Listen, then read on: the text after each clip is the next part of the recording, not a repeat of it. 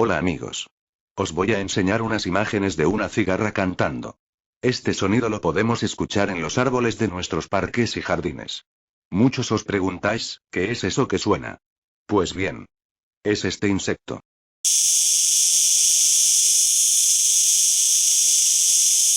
Los cicádidos, cicadida, conocidos vulgarmente como cigarras, chicharras, coyullos, chiquilichis, o cícadas.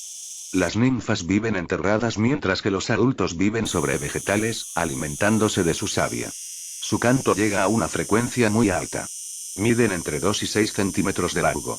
Poseen un aparato bucal suctor que les permite alimentarse de savia de los árboles y plantas. Poseen dos pares de alas homogéneas y membranosas.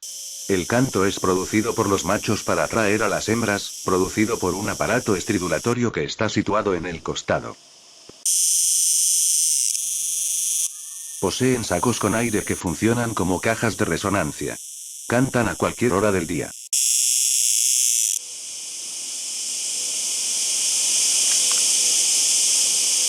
Os dejo que veáis sus imágenes y escuchéis su canto.